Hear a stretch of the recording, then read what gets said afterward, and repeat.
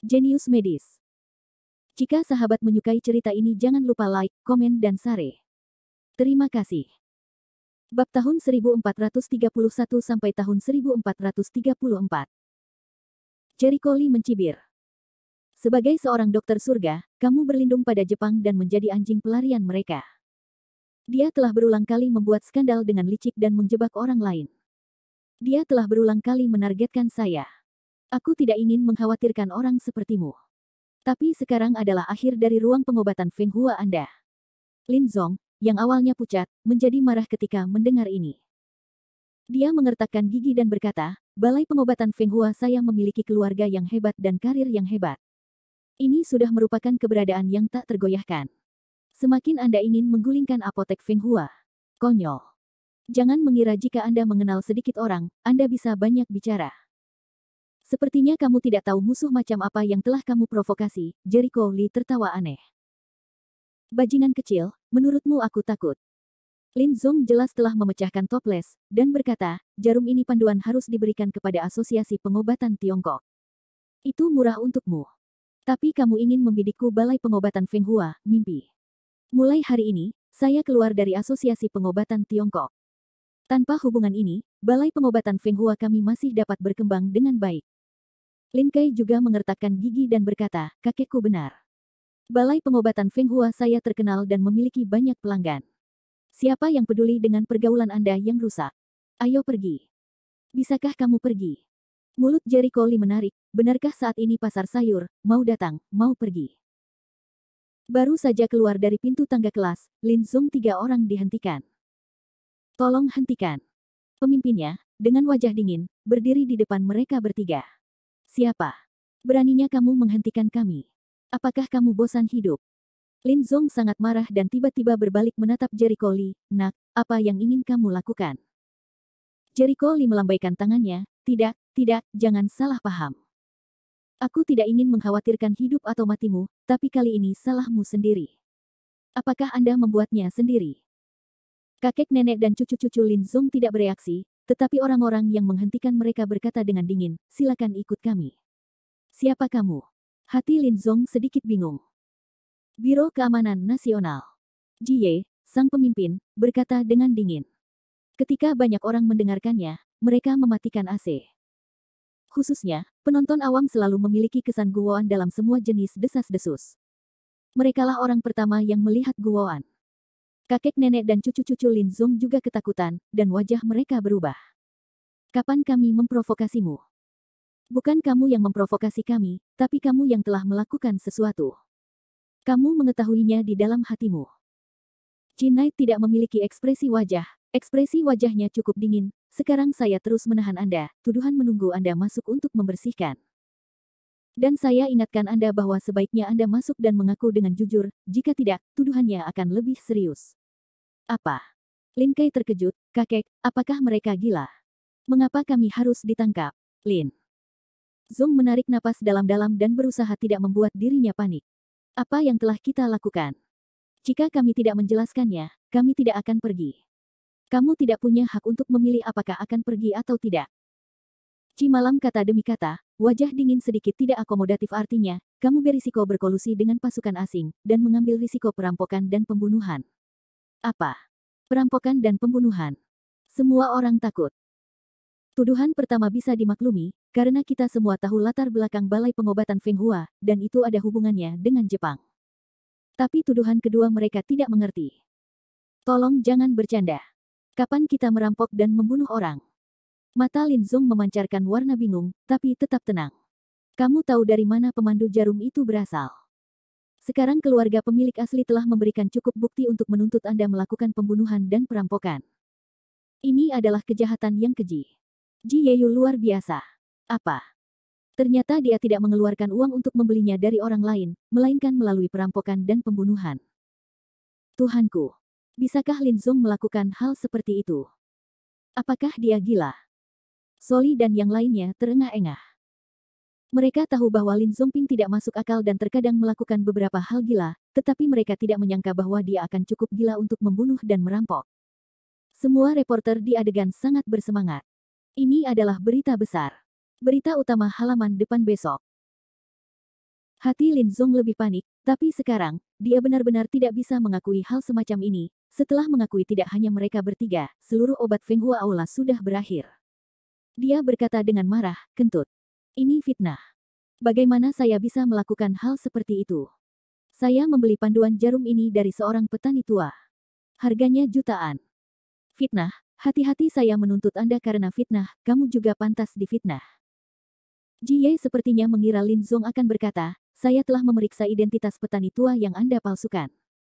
Tidak ada orang seperti itu sama sekali. Shen Ling mengeluarkan sebuah dokumen dan berkata tanpa ekspresi, ini adalah laporan otopsi Wei Yu, almarhum yang dibunuh oleh Anda. Meskipun dia meninggal selama 20 tahun, masih dapat dideteksi bahwa dia dibunuh oleh orang lain dengan metode deteksi forensik saat ini. Dan kerabatnya telah menyerahkan bukti yang cukup. Anda mungkin tidak tahu bahwa Wei Yu memiliki seorang putra kecil yang tinggal di pengasingan dan dipelihara oleh kerabatnya di pedesaan. Terlebih lagi, pasti ada jejaknya. Darah Wei Yu tertinggal di pemandu jarum. Selama terdeteksi dengan santai, kita dapat mengetahui apakah itu benar atau salah. Boom. Lin Zongru disambar petir, terhuyung-huyung, tidak pergi untuk mengambil laporan otopsi. Karena dia tahu bahwa semua yang dikatakan Shen Ling dan Ji Ye adalah benar, dan dia tidak dapat membantahnya sama sekali. Semua orang kaget melihat ini. Dia melakukannya.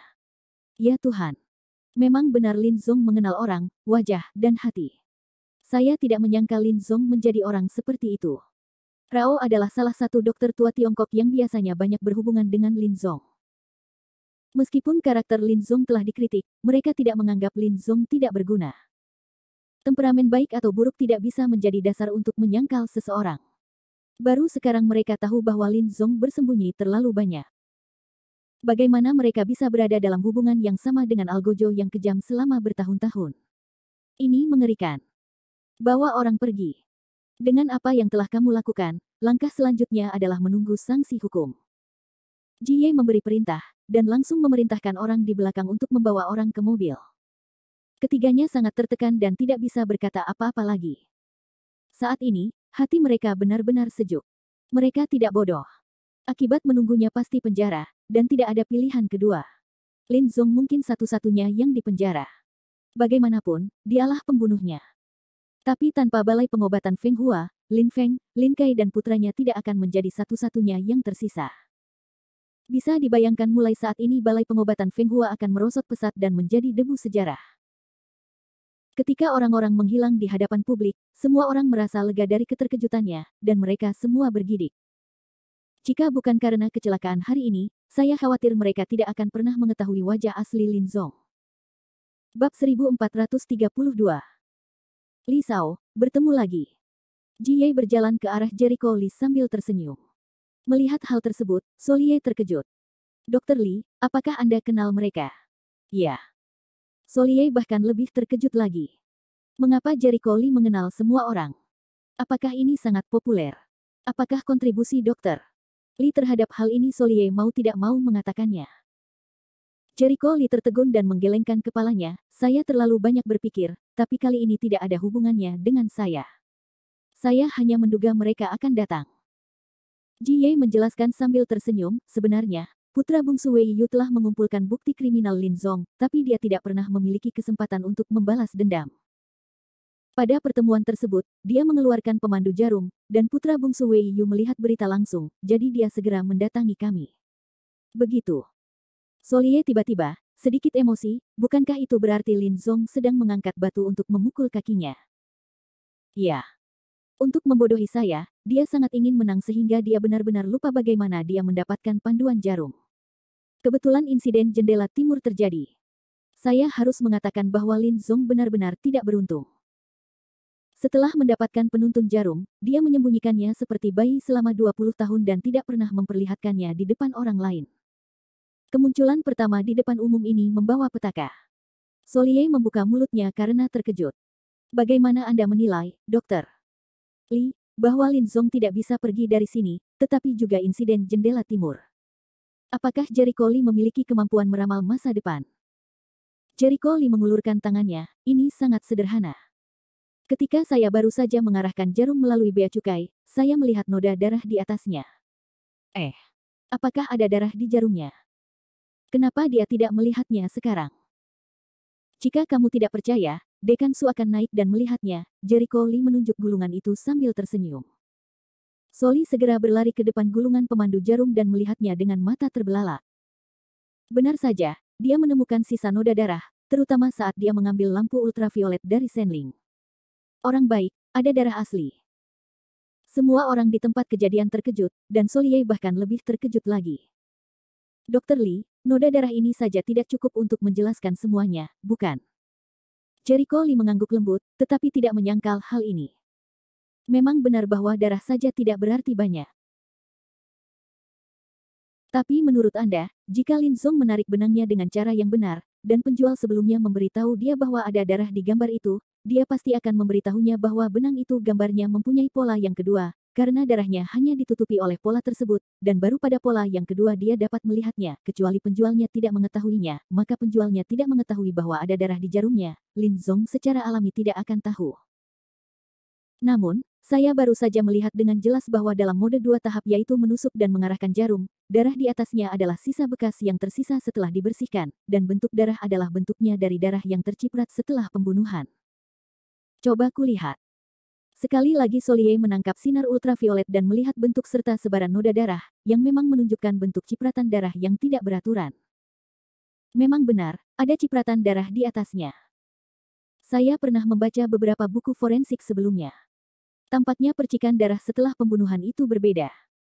Jika pisau ditusuk dari belakang orang yang meninggal, akan membentuk sosok manusia dengan darah di tepinya. Depan atau samping, darah yang terciprat seperti ini pada gambar. Aku juga pernah mendengarnya. Darah di gambar menunjukkan bahwa itu pasti pembunuhan. Orang-orang penuh dengan gosip. Saya akan berdiskusi dengan Anda. Jericho Lee berkata sambil tersenyum, dari bentuk darahnya, kita bisa tahu bahwa Lin Zong pasti tahu bagaimana darah itu berasal. Entah dia yang melakukannya saat dia membunuh, atau orang lain yang melakukannya saat mereka membunuh. Sama sekali tidak ada hal seperti itu. Seperti jarum ditarik ke tangannya sebelum berlumuran darah. Dia tidak akan membunuh keluarganya, kan? Tahukah Anda, setelah dia mendapatkan penuntun jarum, dia selalu menawarkannya sebagai harta dan tidak pernah menunjukkannya kepada orang luar. Hanya dia dan kerabat serta teman-temannya yang dapat menghubunginya. Betapapun kejamnya dia tidak akan membunuh keluarganya. Itu hanya membunuh orang dan menumpahkan darah. Dia membunuh orang, dan darah terciprat ke jarum. Dia mencoba yang terbaik untuk mengeluarkan darahnya, namun hanya tersisa sebagian saja. Hanya sebagian darah itu saja yang bisa dilihat dalam mode 2 tahap. Bagaimana jika dahulu kala, seseorang membunuh seseorang dan memercikkan darah ke jarum gulungan gambar? Lalu, tanpa sepengetahuan semua orang, jarum itu dimasukkan ke tangan Lin Zong. Soli mengungkapkan keraguannya. Jericho Lee menggelengkan kepalanya dengan lembut, keraguan ini benar dan masuk akal. Tapi itu tidak benar. Oh. Orang-orang mengangkat alisnya, mengapa tidak mengaturnya? Saya tidak tahu apakah Anda memperhatikan apa yang dia katakan. Ketika dia menunjukkan panduan tusuk jarum, dia berkata kepada saya bahwa dia tidak menunjukkan panduan tusuk jarum kepada Dr. TCM lama di aula pengobatan Feng Hua. Harta karun semacam ini dipelajari oleh satu orang, yang pastinya tidak sebaik milik semua orang. Secara khusus, Balai Pengobatan Feng Hua bukan hanya seorang dokter pengobatan tradisional Tiongkok. Dokter-dokter itu tidak memiliki hubungan yang baik dengannya, tetapi setidaknya di bawah satu atap, dia adalah sangat waspada terhadap mereka. Tidak diragukan lagi dia bisa menjelaskannya. Bagaimana jika dia tidak mempercayai orang? Jika saya mendapatkan harta karun seperti ini, saya akan sangat waspada terhadap orang lain. Saya takut jika saya menunjukkannya kepada orang lain, mereka akan melihat uangnya. Solie sekali lagi mengungkapkan keraguannya. Jika tidak ada kemampuan perlindungan yang sesuai, hanya akan membawa bencana. Dinsu, kamu mungkin lupa bahwa Lin Zong adalah tipe orang yang rendah hati. Jericho Lee tiba-tiba tertawa. Solie tercengang. Tidak, Dekan Su. Anda harus ingat bahwa terakhir kali saya bertaruh dengannya, taruhannya adalah teratai salju berusia 100 tahun. Apakah dia menutupi berita setelah dia mendapatkan teratai salju dari Gunung Tianshan? Tidak. Di sebaliknya, dia pamer kemana-mana karena takut orang lain tidak akan tahu bahwa dia punya bahan obat yang berharga. Bayangkan saja, jika dia adalah orang yang sangat terkenal, bagaimana dia bisa bersembunyi dan menyelinap ke dalam setelah tertusuk jarum. Bimbingan secara normal. Meski jumlah kontaknya tidak banyak, namun temperamen Lin Zong Jericho Lee masih jelas.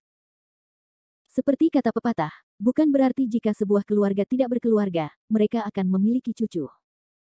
Lin Kai, sebagai seorang pesolek, bertindak jahat dan menindas orang dengan mengandalkan latar belakang balai pengobatan Feng Hua.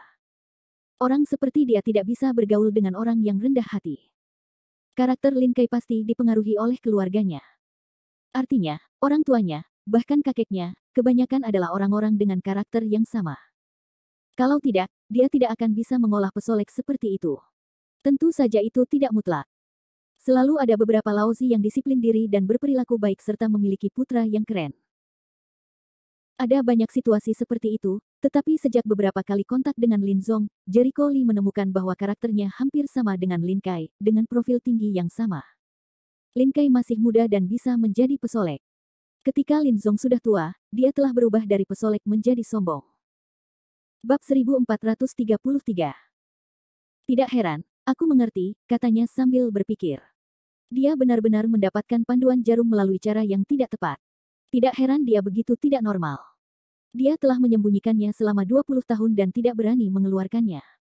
Yang lain, terutama para dokter TCM tua yang telah mengenal Lin Zong selama bertahun-tahun, telah menyadarinya.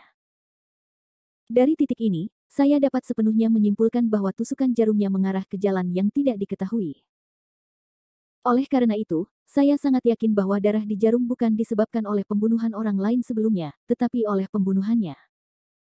Lalu saya berpikir bahwa musuh-musuhnya mungkin diam-diam mencari peluang balas dendam, jadi saya tidak akan melewatkan kesempatan terbaik setelah pemaparan panduan menusuk jarum. Tentu saja, saya juga berpikir bahwa Lin Zong mungkin telah membunuh semua orang yang berhubungan dengan pemilik aslinya sejak lama. Hanya kebetulan saja masih terdapat gadget yang sangat sederhana pada penuntun jarum, yang membuktikan bahwa pemilik aslinya masih memiliki kerabat yang masih hidup. Jadi saya yakin ketika Lin Zong ingin pergi, seseorang akan menghentikan mereka untuk pergi. Karena itu, Jericho Lee tiba-tiba menoleh ke gulungan itu dan berkata sambil tersenyum keras, apakah aku benar? Dengan takjub, Solie menoleh dan melihat gulungan itu. Dia bertanya-tanya bagaimana dia bisa berbicara dengan gulungan itu. Hehe, Gao. Layak menjadi dokter TCM berbakat yang bisa mengalahkan Lin Zong. Suara seorang pemuda keluar dari gulungan gambar jarum. Dari mana suara itu berasal? Bagaimana orang bisa berbicara di dalam gulungan itu? Apakah itu bak? Semua orang kaget, dan Solie juga kaget. Jericho Lee tenang dan tertawa, apakah kamu putra bungsu Wei Yu yang selamat? Aku ingin tahu apakah aku bisa keluar dan menemuimu. Terserah kamu. Setelah beberapa menit, Jericho Lee melihat dua pria dengan usia yang kira-kira sama datang ke pintu. Melihat seorang pengunjung, Ji Malam sangat terkejut, bagaimana kamu bisa datang? Ketua tim Ji, terima kasih atas bantuanmu kali ini, salah satu dari mereka berkata penuh terima kasih. Itu hanya tugasku, kata Ji Yeh tanpa rasa bangga. Pria itu mendatangi Jericho Lee, Li Sao, aku sudah mendengar banyak tentangmu. Nama saya Wei Bisa. Li Jericho Lee memandang Wei Ken dengan ekspresi aneh dan menunjuk alisnya. Kapan kamu memasang penyadap? Di tepi gulungan pemandu jarum, dia menemukan penyadap kecil yang hanya berukuran 1/5 dari ukuran kuku. Tutup kelingkingnya, dan setelah perawatan warna, dia tidak dapat melihat petunjuk apapun ketika dia menempelkannya pada gulungan itu.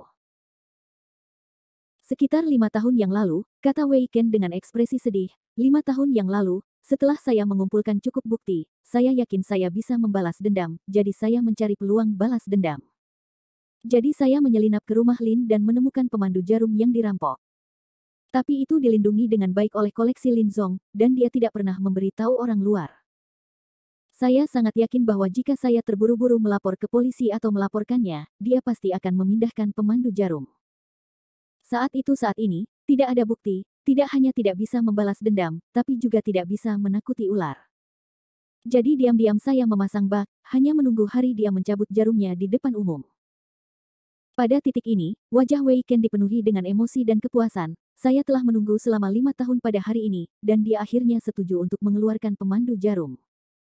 Semua orang menjadi serius ketika mendengar ini. Berapa banyak kesabaran yang diperlukan untuk melaporkan si pembunuh saat ini selama 5 tahun.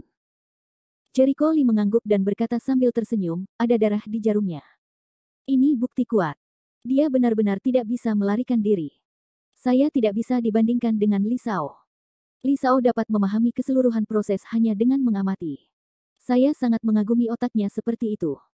Wei Ken harus mengakui bahwa mendengarkan analisis Jericho Lee di akhir penyadapan, dia dikagumi. Dia dengan hati-hati merencanakan rencananya untuk waktu yang lama. Alhasil, Jericho Lee hanya mengamatinya dengan mata beberapa menit lalu melihatnya secara mendalam.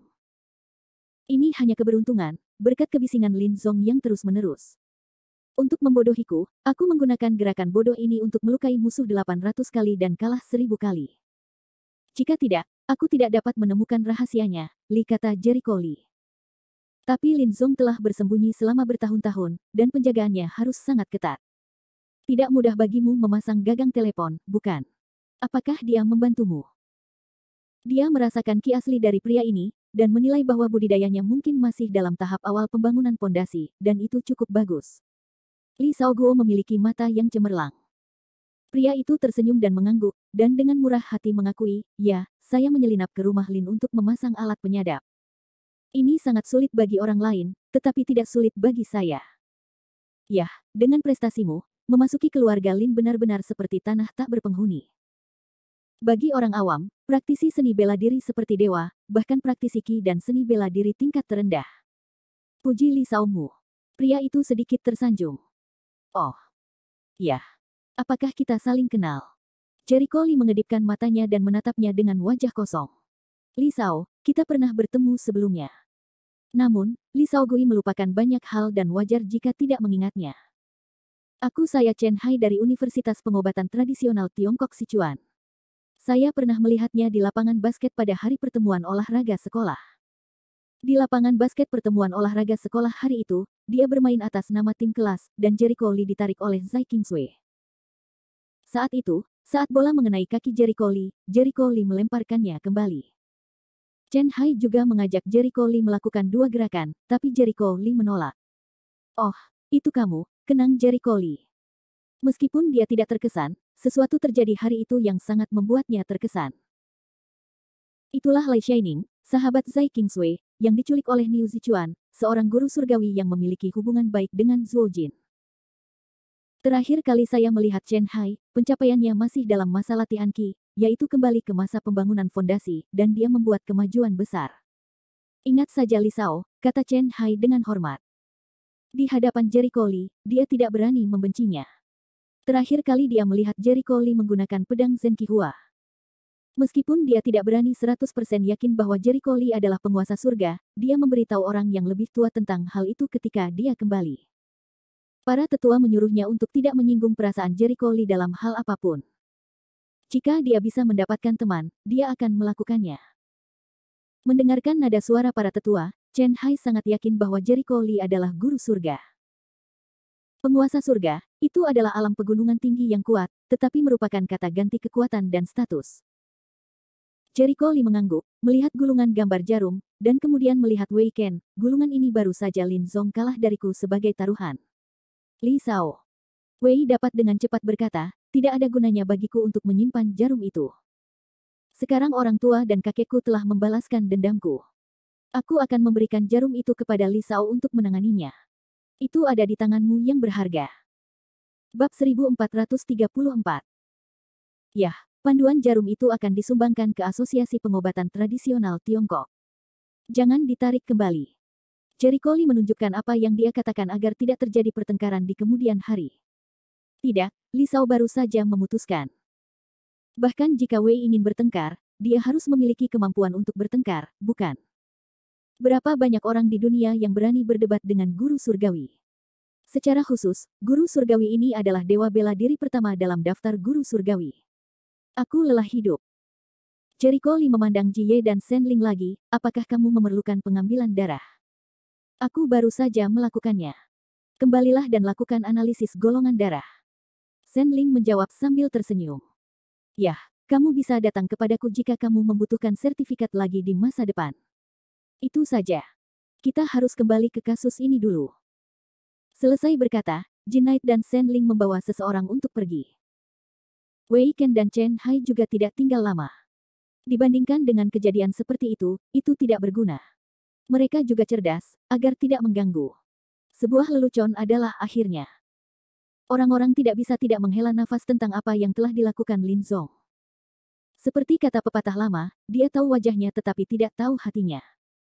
Tidak ada yang mengira wajah asli Lin Zong begitu kejam. Dengan jatuhnya Lin Zong, bisa dibayangkan balai pengobatan Feng Hua akan segera mengalami kemunduran.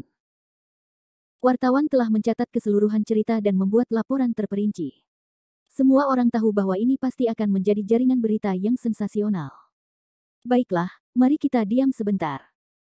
Pemandu jarum telah disingkirkan, dan platform telah dibersihkan. Soli menghampiri semua orang dan berkata, meskipun ada sedikit masalah, ini sudah berakhir. Mari kita lanjutkan dengan tema sebelumnya. Kami mengusulkan Dr. Li untuk menjadi presiden baru asosiasi tersebut. Itulah yang dimaksud Presiden Zai. Adakah yang punya ada komentar? Tidak. Dr.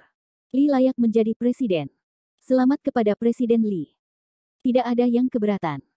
Semua orang merasa bahagia untuk Jericho Lee dari lubuk hati mereka yang paling dalam. Toh Jericho Lee membuktikan kemampuannya dengan tindakan nyata. Dia memiliki kekuatan yang cukup untuk menjadi Presiden Asosiasi Pengobatan Tiongkok. Jericho Lee berdiri di peron, mengucapkan terima kasih atas pidatonya yang sopan, dan kemudian melanjutkan menjelaskan keterampilan medis kepada publik. Berawal dari beliau, pengobatan tradisional Tiongkok lainnya juga telah mengubah cara menjelaskan keterampilan medis di masa lalu. Dengan demikian, pertemuan pertukaran sore itu berakhir dengan suasana yang meriah. Meski Jericho Lee gagal menjelaskan semua teknik akupuntur, seperti 13 jarum katup udara, persaingan antara dirinya dan Lin Zong sendiri sudah memenuhi mata publik. Secara khusus, Asosiasi Pengobatan Tradisional Tiongkok (TCM) juga memiliki harta karun seperti panduan menusuk jarum, yang membuat seluruh anggota asosiasi tenggelam dalam kegembiraan dan kegembiraan. Usai pertemuan pertukaran sore, sesuai pengaturan sebelumnya, orang-orang yang tergabung dalam asosiasi akan diatur untuk tinggal di tempat. Ada banyak kamar kecil di tempat Asosiasi Pengobatan Tiongkok Tradisional, yang disiapkan khusus untuk dokter yang datang dari jauh. Tentu saja, tujuan dari pengaturan ini adalah untuk memberikan kesempatan kepada dokter untuk berkomunikasi secara pribadi. Suatu hari setelah pertemuan pertukaran, Jericho Lee akan tinggal bersama semua orang. Ia tidak suka melakukan spesialisasi, apalagi sekarang ia telah terpilih sebagai ketua asosiasi, ia harus lebih berhati-hati dalam perkataan dan perbuatannya. Setiap gerakannya mewakili citra asosiasi. Di restoran, sangat ramai.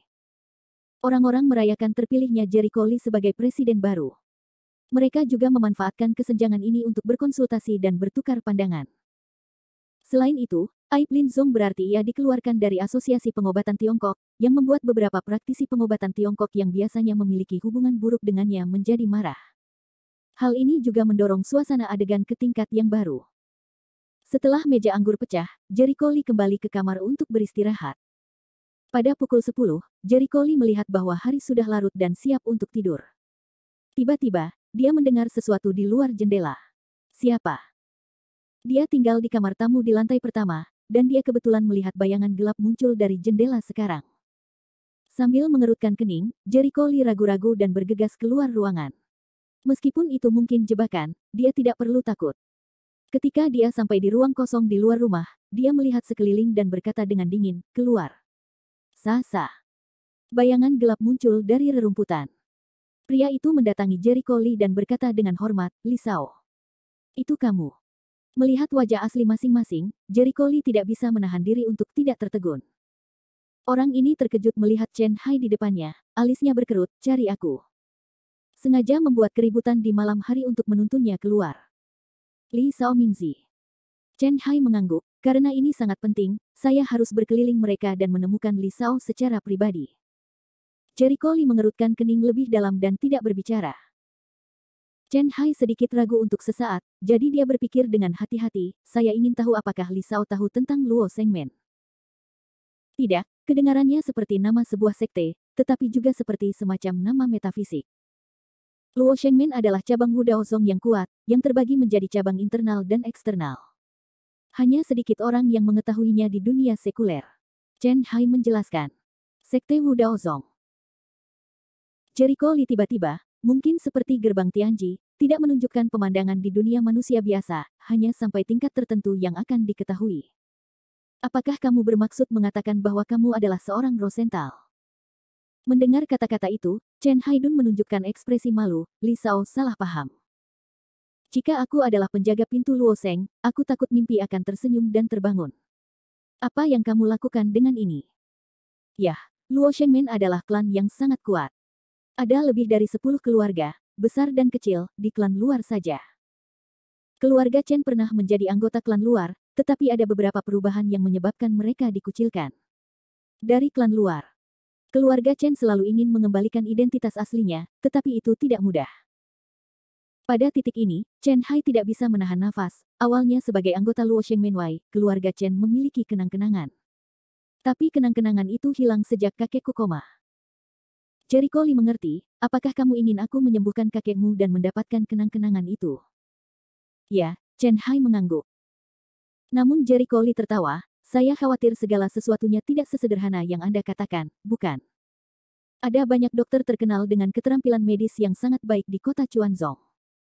Sama sekali tidak sulit untuk menyembuhkan penyakit kakek Anda. Namun Anda datang kepada saya untuk takut kakekmu tidak sakit, tapi ada hal lain yang ingin kukatakan padamu. Ini. Wajah Chen Hai berubah, dan dia berkata sambil tersenyum pahit, kamu tidak bisa menyembunyikan Li Sao. Segera, dia menceritakan kebenaran tentang kakeknya. Setelah mendengar ini, Jericho Lee mengerutkan kening, orang mati yang hidup. Saya khawatir itu semacam tangan yang beracun. Ini tidak ada hubungannya dengan penyakit. Ya, saya mengetahui melalui beberapa cara bahwa kakek saya diperhitungkan oleh orang lain. Sangat sulit baginya untuk pulih. Metode medis biasa tidak efektif. Sekarang dia hanya bisa mengandalkan beberapa ramuan untuk bertahan hidup. Jericho Lee berpikir, dia mungkin menebak apa yang terjadi, tetapi kamu juga berkata, setelah kakekmu koma, keluarga Chen jatuh ke dalam keadaan terpecah-pecah, aku tidak tertarik dengan pertikaian keluargamu.